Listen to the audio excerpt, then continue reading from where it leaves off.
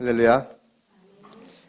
고통에 답하다라는 주제로 저희가 이제 말씀을 보고 있습니다.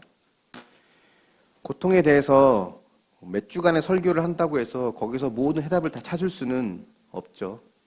만약 그게 가능했다면 오늘날 우리가 누가 고통 때문에 힘들어하는 일이 있겠어요. 하지만 우리가 하나씩 좀 더 다른 측면들을 다른 각도로 좀 보고 고난을 조금 더 이해할 수 있는 시간이 됐으면 좋겠습니다. 지난주에는 요셉의 이야기를 중심으로 살펴보았는데 오늘은 욥에 대해서 욥을 중심으로 좀 보려고 합니다. 혹시 욥기를 다 보신 적 있으신가요? 욥기가 꽤 길거든요. 꽤 길고 좀 재미없습니다. 그래서 욥기를 처음부터 끝까지 읽기가 쉽지 않은 구절이에요. 그래도 욥 하면 떠오르는 것들이 보통 있죠. 욥 하면 우리가 생각나는 게 뭐가 있냐면 보통 대부분의 여러분이 한 번쯤은 들어봤을 말씀인데요. 내 시작은 미약하였으나 내 나중은 심히 창대하리라. 당구장가도 붙어있고 짜장면집가도 붙어있고 술집가도 붙어있고 어디든 다 붙어있는. 사실 이 말씀이 하나님이 하신 말씀이 아니에요. 좋은 의미로 쓴 말은 아닙니다. 또 욥 하면은 보통 우리가 욥이 고난을 겪는데 그 고난을 잘 견뎌서 마침내 큰 복을 받았다. 그래서 우리도 욥처럼 잘 인내하자. 이렇게 우리가 욥을 이해하기도 합니다. 근데 욥의 주제는 욥처럼 잘 견디자, 잘 인내하자 그게 아니에요. 욥기의 주제는 죄가 없음에도 고난당하는 인간의 삶이 있다. 그걸 지금 말하고 있는 겁니다. 욥기 전체의 줄거리를 한번 제가 이제 요약을 해볼게요. 욥이라고 하는 경건하고도 의로운 사람이 있었습니다. 하나님을 잘 믿었고 아버지로서, 남편으로서 아주 훌륭했어요. 자녀들도 복을 받아서 그들이 믿음 안에 잘 살고 또 형제간의 우애도 좋고 행복하게 잘 사는 그런 가정이었습니다. 근데 이 욥에게 큰 재난이 일어나죠. 연달아 일어나요. 하루아침에 재산과 자녀와 건강 이 모든 걸 다 잃어버립니다. 근데 왜 욥에게 하루아침에 이런 일이 벌어졌을까? 그 이유가 욥기 1장과 2장에 나옵니다. 거기 보면 하루는 사탄이 마귀가 하나님께 와서 욥을 고발해요. 까닭없이 욥이 하나님을 경외하겠습니까? 하나님이 복을 주시니까 그가 그렇게 하는 거죠. 그걸 다 걷어가시면 욥은 분명히 하나님을 떠날 겁니다. 라고 말을 하니까 하나님이 사탄에게 욥을 한번 시험해봐라 라고 해서 2번의 시험을 허락하죠. 한 번은 욥의 몸을 제외한 모든 소유물을 빼앗게 합니다. 그래서 욥은 모든 자녀들, 10명의 자녀가 있었거든요. 10명의 자녀들, 또 모든 소유물을 하루아침에 다 빼앗겨요. 또 한 번은 자기의 생명을 제외한, 욥의 생명을 제외한 그의 건강을 빼앗게 허락하십니다. 욥의 온몸에 종기가 피부병 같아요. 종기가 머리부터 발끝까지 다 납니다. 그릇 조각으로 온몸을 긁고 고통을 당해요.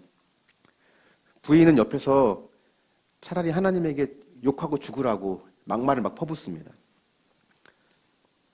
그러니까 이런 극한 상황까지 왔는데 욥이 하나님을 떠나지 않았거든요. 욥에게 이런 고난이 왔다는 소문을 듣고 친구들이 위로하기 위해서 옵니다. 근데 욥을 보니까 욥의 몰골이 말이 아닌 거예요. 도대체 형상을 알아볼 수 없을 정도로 온몸에 다 뭐가 나고 지금 난리가 난 거죠. 기가 막혀서 7일 동안 서로 아무 말도 못 하다가 욥의 아마 인내가 한계가 온 것 같습니다. 그때부터 하나님을 탓하기 시작하고 하나님께 따지기 시작합니다. 그러면서 이렇게 말해요. 차라리 내가 태어나지 않았더라면, 차라리 내가 어머니 뱃속에서 죽었더라면 하나님은 왜 나에게 이런 일을 주셨을까? 이런 탄식과 이런 원망의 말을 쏟아냅니다. 그 말을 들은 욥의 친구들이 이렇게 말하거든요. 야, 이 일은 그냥 온 것이 아니야. 다 이유가 있어. 분명히 네가 하나님께 죄를 지은 게 있을 거야. 회개해야 돼. 그래야 이 모든 상황들을 원래대로 돌이킬 수 있어. 그럼 욥은 나는 이런 일을 겪어야 될 만한 죄를 지은 적이 없어. 내가 왜 이런 일을 겪어야 되는지 나도 모르겠다. 나도 그 이유를 알고 싶어. 하나님은 이유도 없이 나를 이렇게 만드셨어. 라고 이야기를 합니다. 그 논쟁이 계속 이어져요. 욥의 친구들의 말은 여러분 어떻게 생각하십니까? 욥이 그런 고통을 겪고 있을 때, 야, 이건 다 이유가 있는 거야. 분명히 네가 뭔가 잘못한 게 있을 거야. 그걸 고치면 돼. 원칙적으로는 맞는 말일 수 있습니다. 그리고 욥기를 보면, 욥의 친구들이 한 말을 보면 성경에서 벗어나는 말은 단 하나도 없어요. 하지만 그렇다고 해서 그 모든 말이 다 진리가 되는 건 아닙니다. 욥의 친구들의 말은 욥을 더 아프게 했어요. 혹 그들의 말이 맞다고 해도 그것은 본인이 깨달아야 할 문제지 옆에서 누가 지적해줘야 될 문제는 아닙니다. 예전에 어떤 분이 남편이 암으로 돌아가신 적이 있었거든요. 그분은 남편만 이랬을 뿐만 아니라 그 외에 여러 가지 집안 경제도 어려워지고 막 큰 일이 막 벌어졌었어요.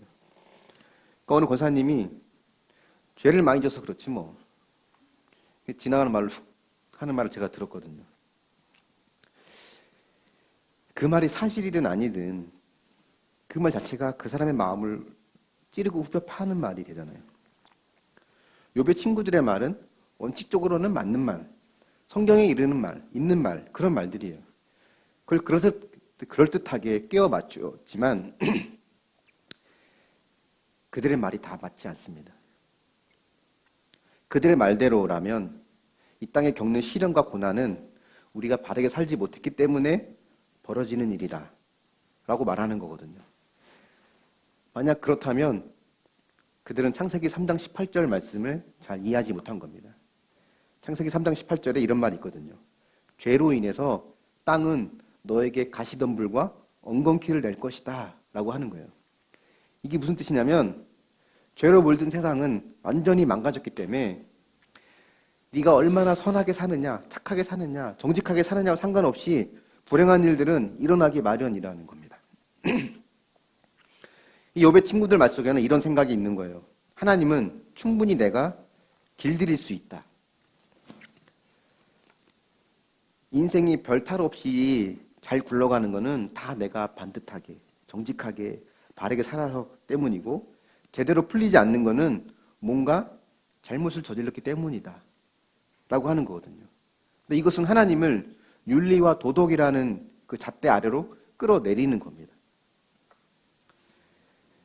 기억나는 죄를 회개해서 행실을 고치면 하나님은 만사가 다 다시 원래대로 잘 돌아가게 할 것이다 라고 하는 것은 겉으로 볼 때는 겸손한 것 같지만 사실은 하나님을 내가 컨트롤할 수 있다고 하는 교만이 그 안에 들어있는 거예요.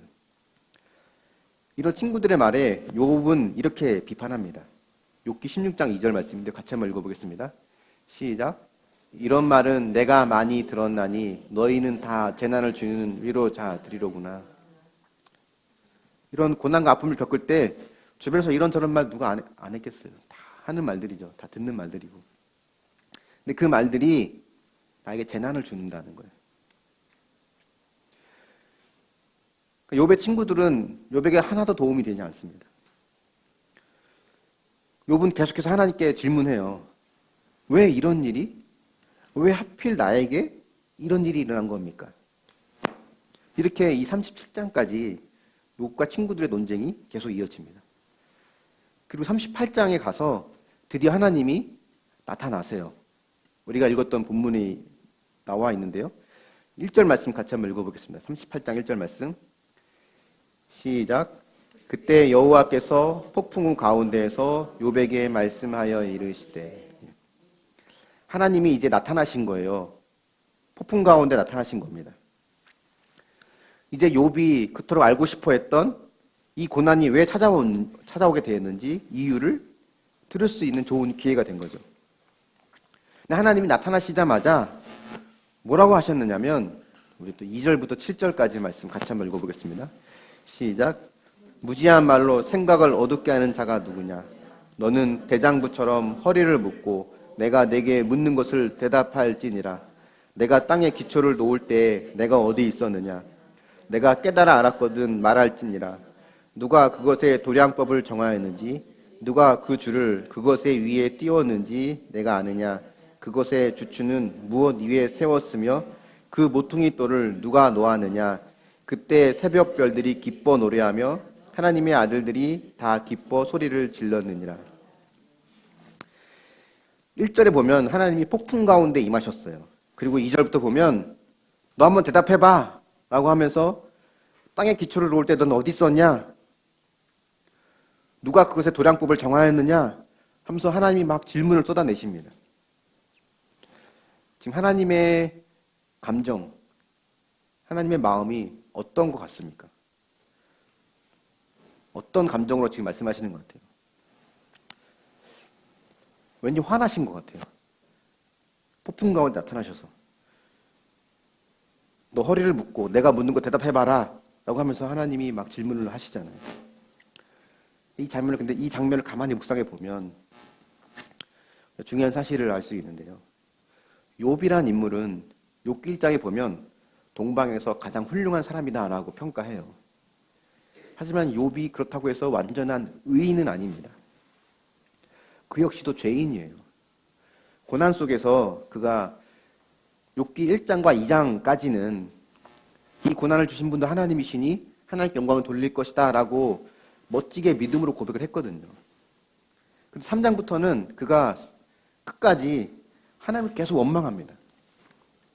이게 왜 나에게 이 일을 하나님 주셨는지 하나님께 따지고 자기가 태어난 날을 저주하고 우리가 알고 있는 욥처럼 그냥 믿음으로 쿨하게 어떤 고난이 와도 다 뜻이 있겠지 라고 하면서 그냥 잠잠히 견딘 게 아니에요. 생 난리를 친 겁니다. 쉽게 말하면. 그걸 보면 욥도 사실 우리랑 별 다를 바 없는 인간이라는 거예요. 근데 그런 별 다를 바 없는 죄인인 욥, 이 욥에게 하나님이 나타나셨어요. 오늘 분위기를 보니까 화가 나신 하나님이신 것 같습니다. 죄인 앞에 하나님이 분노하시면서 나타나시면 그 죄인은 어떻게 될까? 그 죄인은 소멸됩니다. 그냥 죽어요. 구약의 여러 사람들이 하나님을 만나거든요. 여호와의 사자라고 표현되기도 하는데 그렇게 하나님을 대면한 사람들은 다 하나같이 죽음에 대한 공포를 느꼈어요. 그 거대한 태양에 가까이 가는 그 어떤 것들이 다 들어가서 없어지는 것처럼 거룩한 하나님 앞에 죄인은 그렇게 없어질 수밖에 없었거든요. 심지어 모세조차도 하나님과 친구처럼 대면한다고 하는 모세조차도 하나님을 가까이 대하지 못했어요.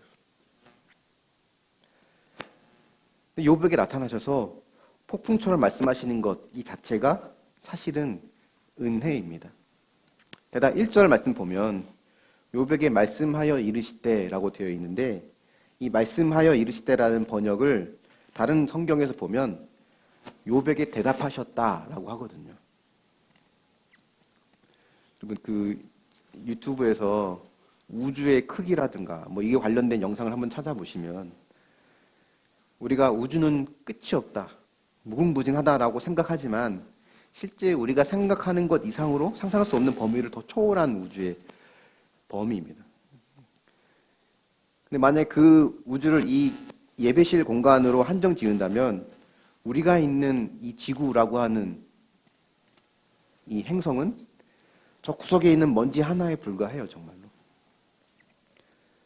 근데 이 만물을 지으시고 통치하시고 다스리시는 하나님께서 구석의 먼지와 같은 그 안에 살고 있는 더 작은 우리에게 찾아오셔서 우리와 우리의 질문에 대답해 주시는 하나님이라고 하는 것은 하나님의 큰 은혜라는 거예요. 얼핏 보면 우리가 읽었던 2절부터 7절까지의 말씀은 하나님이 욥을 혼내시거나 조롱하는 것처럼 보여요. 네가 아는 게 뭐가 있다고 지금 큰 소리 치냐라고 혼내는 것처럼 보입니다. 근데 이 히브리어에 대답한다는 말은 양측이 동등한 관계에서 대화를 하는 걸 말하거든요. 욥을 하나님께서 인격적인 관계 안으로 불러들인 거예요. 하나님은 욥을 꾸짖거나 조롱하는 것이 아닙니다. 이와 마찬가지로 고통 가운데 있는 자들에게 하나님은 꾸짖거나 조롱하지 않으세요. 고통과 고난이 우리에게 주는 최고의 유익은 그 주님이 나의 수준으로 내려오셔서 나를 만나주신다는 것을 경험하는 거예요. 사실 이 모습을 보면 약간은 좀 모순된 모습이 보입니다. 폭풍으로 임하신 주님, 그분이 욥과 대화를 하시잖아요. 나에게 오셔서 나를 만나주시고 나와 대화하시는 하나님이라면 부드럽게 온화하게 찾아오셔야 될 것 같은데 폭풍으로 임하신대요. 1절에 보니까. 폭풍은 모든 걸 다 소멸시키는 존재거든요. 욥이 어떻게 자녀를 잃었는지 아십니까? 1장에 보면 큰아들 집에서 형제들이 다 모여서 잔치를 하고 있는데 큰 폭풍이 일어서 집이 다 무너져요. 거기 다 깔려 죽습니다. 하루아침에 자녀들이 다 죽었어요. 폭풍이 그만큼 모든 걸 소멸시키는 건데 그 폭풍의 모습으로 하나님이 나타나셨어요. 그리고는 부드럽게 욥과 말씀하십니다.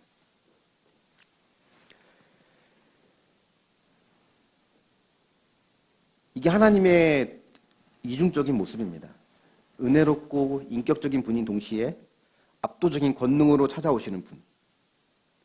용맹한 사자인 동시에 힘없는 어린 양이신 주님. 죄에 대해서는 무서운 대가를 요구하시는 공의의 하나님인 동시에 죄인을 한없이 사랑하시는 사랑의 주님. 이 두 가지를 다 충족하시는 그분이 우리의 모든 죄의 문제를 해결하시고 우리를 구원해 주신 거예요. 우리가 믿는 하나님은 이런 분입니다. 나를 고난 속에 던져 넣으시고 외면하시는 분이 아니에요. 진멸하시는 분이 아니라 고난 속에 있는 나를 찾아와서 나에게 대답해 주시는 분. 그 주님을 여러분이 만날 수 있길 바랍니다. 근데 삶 속에서 이런 딜레마가 또 있거든요. 욥에게는 말씀하셨는데, 욥에게는 말씀대로 나타나셔서 뭐 질문을 뭐라도 말씀하셨는데, 나에게는 아무 대답도 안 하신 하나님. 근데 우리가 여기서 중요한 부분을 생각해야 되는 게 있는데요. 하나님이 욥에게 대답하시고 말씀하셨는데, 하지만 하나님은 욥이나 욥의 친구들이 정말 알고 싶어하는 그 부분에 대해서는 한마디의 말씀도 하지 않으셨다는 거예요. 왜 이 고난이 나한테 왔는지 욥이나 욥의 친구들에게 충분히 납득되게 설명하지 않으십니다. 우리가 읽었던 본문에 있는 내용들이 욥에게 충분히 설명이 된 부분일까? 여러분이 극도의 고난과 고통으로 힘들어하고 있을 때 하나님이 나타나셔서 여러분에게 땅의 기초를 놓을 때 넌 어디 있었느냐? 이 땅을 설계할 때 넌 무엇하고 있었느냐? 누가 문을 닫아서 바다를 가두어 놓았느냐? 빛은 어디서 나오며 어둠은 어디서 나오느냐? 이런 이 욥기에 있는 질문들을 쏟아내신다고 해서 그 질문들이 나의 문제를 다 해결해 주나? 아니거든요. 하나님이 정말 욥에게 듣고 싶은 말을 해주셔야 한다면 사탄과 하나님과 있었던 그 대화의 내용을 알려주셔야죠. 하늘나라에 있던 회의, 사탄이 요구했던 것들, 하나님 허락하신 부분들, 이거 얘기해 주셔야죠. 그 뭐 어려운 일이라고. 하나님 얼마든지 하실 수 있는 일인데 하나님은 끝까지 하지 않으셨어요. 하나님 왜 침묵하셨을까? 우리 사탄의 고발할 내용을 좀 우리가 눈여겨볼 필요가 있습니다. 사탄이 하나님께 욥을 고발했던 것은 이거였습니다. 욥은 실제로는 하나님을 사랑하지 않았다는 거예요. 하나님이 주시는 복이 있고 하나님부터 얻는 유익이 있으니까 하나님을 따르는 거지 사실은 욥은 하나님을 사랑하는 것이 아니다라고 하는 거예요. 근데 이 사탄의 이 고발 내용이 전혀 근거 없는 황당무계한 이야기는 아닙니다. 왜냐하면 이 모습은 오늘날 우리의 모습이기도 하기 때문에 그래요.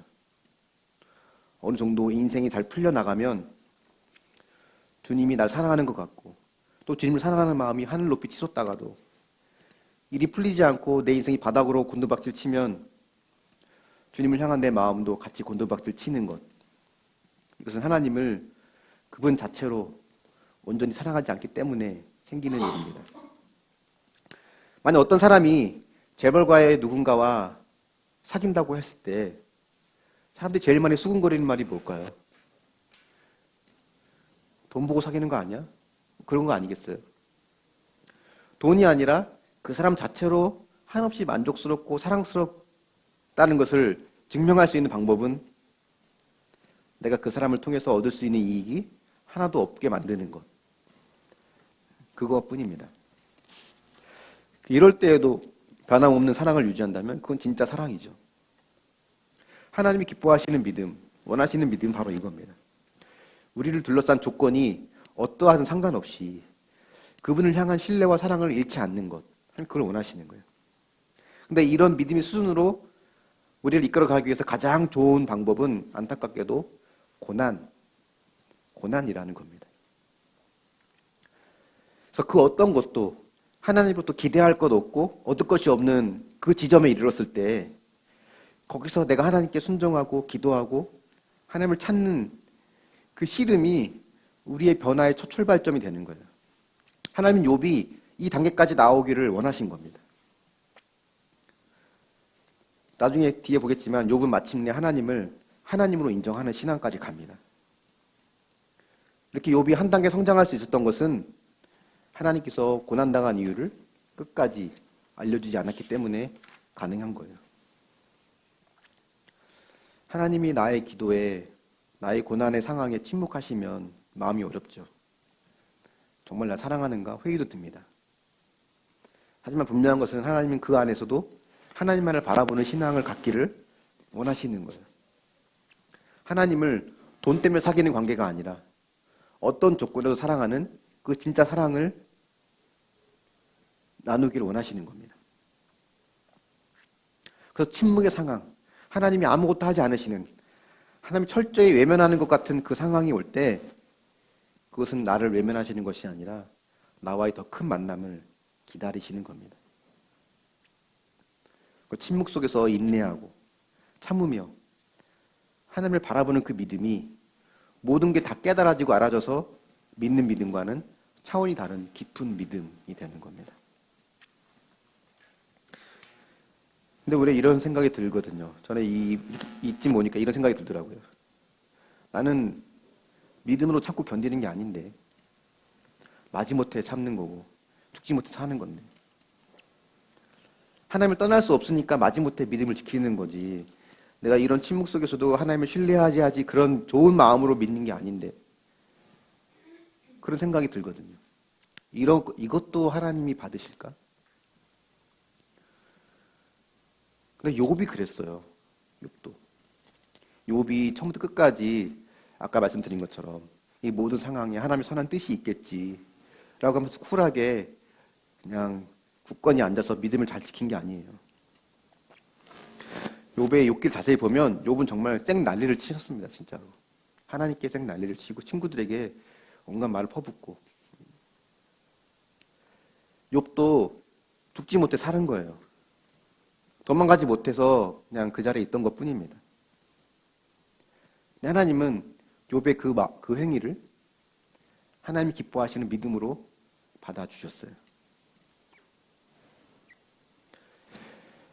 그래서 우리 고난의 이야기 속에서 우리가 기억해야 할 첫 번째 메시지는 이겁니다. 우리가 하나님의 철저한 외면과 침묵 속에서 그 어떤 것도 기대할 것이 없는 이 상황 속에서 하나님을 하나님만으로 사랑할 수 있기를 원하신다는 겁니다. 때로는 그것이 내가 죽지 못해 살고 도망가지 못해 어쩔 수 없이 있는 상황이라 할지라도 그것조차도 하나님은 욥의 믿음을 받으신 것처럼 하나님은 우리의 행위를 믿음으로 받아주신다는 거예요. 한번 적용해 보십시오. 하나님의 침묵으로 하나님을 원망하고 싶을 때는 언제입니까? 하나님이 모든 걸 말씀해 주지 않는 것이 유익이 된다는 것 인정하십니까? 그 상황에서도 믿음을 지키는 모습이 하나님이 원하시는 모습이라는 것을 인정하십니까? 하나님이 말씀하시는 38장부터 그 모든 이하의 내용을 보면 하나님은 모든 피조물들에 대해서 이야기해요. 멀리는 해가 뜨고 지는 그 끝에 가장자리 이야기, 깊게는 땅속 깊은 밑바닥 이야기, 높게는 세상 꼭대기, 눈과 우박과 비와 번개가 모여있는 그 곳간, 심지어는 하늘의 수많은 별자리들까지 모든 것들을 하나님의 속속기들이 다 말씀하십니다. 그리고는 그뿐만 아니라 자연에 있는 수많은 동물들, 사자, 까마귀, 염소, 사슴, 나귀, 소, 타조, 말, 매, 독수리, 이외 수많은 자연의 동물들을 그 세계를 줄줄이 다 열거하십니다. 그러니까 주님이 말씀하시는 것은 이 주님의 지식과 권능은 끝이 없어서 우리가 상상할 수조차 없는 크고 위대한 거라는 거예요. 그래서 40장 2절에 보면 하나님이 이렇게 욥에게 말씀하십니다. 같이 한번 읽어볼까요? 시작. 트집 잡는 자가 전능자와 다투겠느냐? 하나님을 탓하는 자는 대답할지니라. 이 트집 잡는 자는 어린아이들 말합니다. 그러니까 아이들이 계속 말꼬리 잡고 트집 잡고 하잖아요. 그러니까 이 말은 유치원 아이가 아인슈타인의 과학자의 그 과학에 토를 달 자격이 있느냐, 이런 하나님과 우리와의 격차가 이와 같다는 거죠. 아인슈타인이 아무리 잘 설명한다 해도 그 상대성 이론을 유치원 아이가 잘 이해하겠습니까? 그렇기 때문에 우리는 주님은 반드시 우리의 모든 질문에 답을 해주셔야 한다라고 하는 고집을 버려야 합니다. 하나님은 9절부터는 또 이렇게 추궁하세요. 네가 하나님처럼 능력이 있냐? 네가 하나님처럼 천둥소리를 낼 수 있냐? 너도 나처럼 해봐. 그럼 내가 인정해 줄게. 신앙에서는 우리는 모든 뜻을 헤아릴 수 없지만 하나님만이 참 주인이심을 인정하는 것. 그렇기에 하나님이 하시는 모든 일은 100% 다 옳다라는 것을 인정하고 받아들이는 것이 지혜입니다. 그걸 거부하고 그 밖에 모든 것은 어떤 것이 되었든 그 자체로 다 악이에요. 하나님은 욥에게 지금 이런 마음을 지적하고 있는 거예요. 삶 속에서 벌어지는 모든 일들을 두고 불평, 불만을 쏟아내서 결국은 내가 하나님보다 이 우주를 움직이고 세상을 다스리는 더 나은 비결을 내 힘으로 내놓을 수 있다라고 여기는 이 마음을 하나님이 지금 욥에게 꾸짖고 지적하고 있는 겁니다. 그러니까 우리의 불평과 불만 속에는 그 마음이 은연중에 들어있거든요. 그것은 하나님의 역할을 빼앗을 뿐만이 아니라 스스로 내가 또 다른 사탄이 되는 것과 다르지 않아요. 근데 놀라운 것은 이 말씀을 매듭 지으면서 하나님께서 욥의 새 친구들은 책망하시고 욥은 인정해 주세요. 42장 7절 말씀 같이 한번 읽어볼까요? 시작. 여호와께서 욥에게 이 말씀을 하신 후에 여호와께서 대만 사람 엘리바스에게 이르시되 내가 너와 내 친구에게 노하나니 이는 너희가 나를 가리켜 말한 것이 내 종 욥의 말같이 옳지 못함이니라. 너희들 말이 다 틀렸다는 거예요. 욥에게 했던 말들. 너 분명히 뭔가 잘못한 게 있을 거야. 회개해야지. 그렇지 않고서는 이 일이, 그런 문제가 아니고서는 이 일이 이렇게 벌어질 수 없어. 하나님은 이유 없이 벌을 주시는 분이 아니야. 라고 했던 욥에게 회개를 촉구했던 이 모든 말들이 하나님이 옳지 않다라는 거예요. 반면에 욥에게는 이렇게 말씀하십니다. 욥에 대해서는 같이 한번 읽어보겠습니다. 시작. 이에 대만 사람 엘리바스와 수하 사람 빌닷과 나아마 사람 소발이 가서 여호와께서 자기들에게 명령하신 대로 행하니라. 여호와께서 욥을 기쁘게 받으셨더라. 욥은 하나님께서 기쁘게 받으셨어요.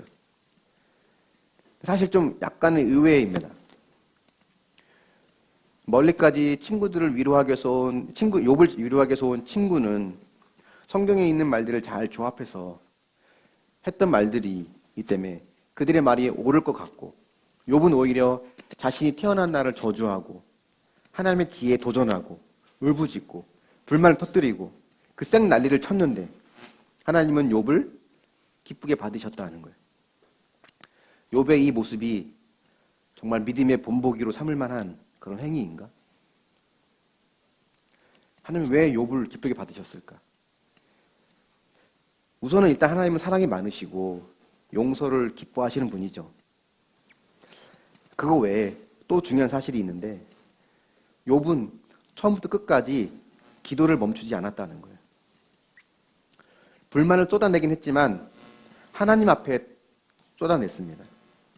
의심했지만 하나님 앞에 의심했어요. 비명을 지르고 고함을 쳐댔지만 하나님이 임재 안에서 하나님 앞에 그 모든 걸 쏟아냈습니다. 아무리 힘들고 고뇌가 깊어도 쉬지 않고 하나님께 말씀드리고 끊임없이 주님을 찾은 거예요. 하나님은 이런 욥을 향해서 네가 옳다라고 말씀해 주십니다. 그 말은 욥의 행위가 괜찮다가 아니에요. 뭘 보신 거냐면 하나님을 그렇게 구하고 찾는 그 하나님 앞에서 생난리를 쳤던 그 모습이 욥으로 하여금 고난을 통해서 주님으로부터 멀어지게 한 것이 아니라 도리어 더 가까워지게 하였기 때문에 하나님은 욥을 인정해 주신 겁니다. 고난 속에 있는 자들이 욥기에서 배울 수 있는 가장 큰 가르침이 바로 이거예요. 가장 기본 중에 기본입니다. 욥처럼 하나님을 찾고 그분께 나아가야 한다는 겁니다. 바싹바싹 피가 말라붙는 느낌이 들지라도 꾸준히 주님을 찾아야 하는 거예요. 괴로울 때일수록 기도하고 묵상하고 하나님을 바라보는 거죠. 흑암은 영원히 지속되지 않습니다. 그 지금의 흑암을 이길 수 있는 힘은 하나님이 내게 요구하시는 책임과 의무를 다할 때 그 시련을 이길 수 있는 힘이 거기서 나오거든요. 읽고 기도하고 교제하고 섬기고 증거하고 순종하고 삼시세끼 밥 잘 먹고 잠잘 시간에 잘 자고 일할 시간에 일하고 아내로 남편으로 부모로 내가 해야 될 일을 하고 물리적으로 내가 감당할 수 있는 일들을 책임을 다할 때 하나님이 평강으로 함께 주십니다. 그래서 큰 고난을 겪을 때 식음을 전폐하고 모든 것이 무너진 것인 마냥 삶을 다 포기하듯이 막 살아가는 것, 하나님 앞에 불신앙입니다. 가장 큰 믿음은 어떤 경우에서도 밥 3끼 잘 먹고 잠잘 때 잘 자고 내가 해야 될 일을 그 자리를 잘 지키는 것. 쉽지 않죠, 물론.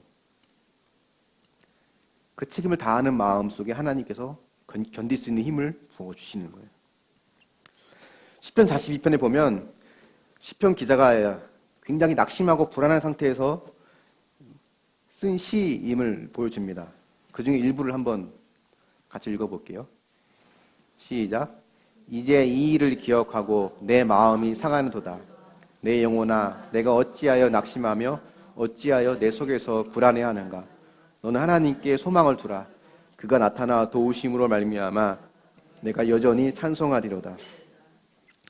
여기 시편 기자는 하나님 앞에 자기 자신을 솔직하게 돌아봅니다. 부르짖고 갈망하고 되돌아보고 기억하는 이 행위들, 내 속에 있는 불안과 낙심을 다 하나님 앞에 이야기하죠. 이렇게 혼란과 좌절을 정직하게 내놓으면서 기도의 자리로 가고 있는 거예요. 동시에 중요한 부분이 뭐냐면 내 영혼아 라고 하면서 자기 자신을 향해 말을 겁니다.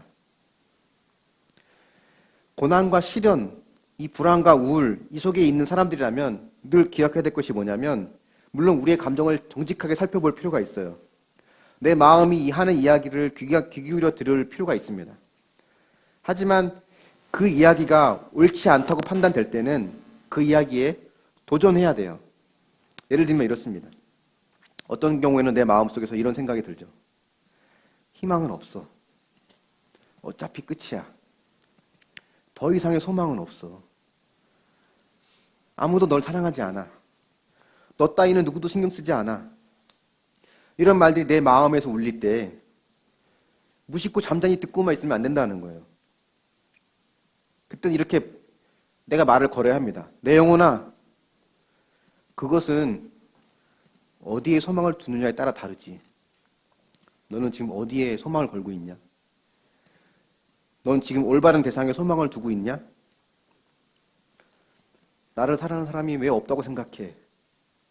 하나님이 사랑하시고 주님이 날 위해 죽어주셨는데 날 위해 기도해주는 공동체가 있고 여전히 내 편에서 나를 응원해주고 있는 내 가족들이, 가정이 있는데 하는 그런 마음으로 자신을 다잡아가야 돼요.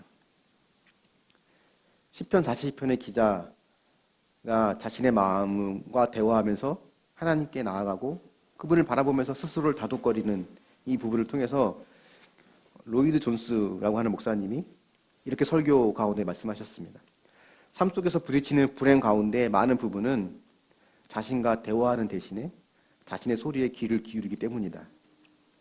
자신에게 저항하라. 악마와 온 세상에 저항해라. 그리고 입을 모아 말해라. 그분은 내 하나님이시니 내가 여전히 찬양하리로다. 그래서 이런 고난과 아픔 속에서 우리가 할 일은 의도적으로, 의지적으로 하나님께 나아가서 기도하라는 거예요. 거룩하게 쿨한 마음으로 교양 있게 기도하라는 것이 아닙니다. 욥처럼 불만과 회의와 의심과 비명과 이 모든 것들을 하나님 앞에 하라는 거예요. 그리고 내 마음의 소리에 귀를 기울이되 내 영혼과 대화하며 하나님 앞에 내 마음을 다독거리고 다잡아 보는 겁니다. 그게 우리가 고난 속에서 우리 마음을 지킬 수 있는 길입니다.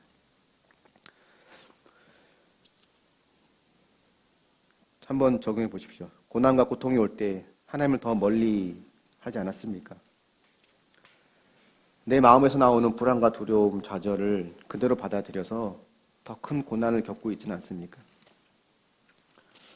고난 속에서 하나님을 찾기 위해서 내가 할 수 있는 방법은 무엇이 있습니까?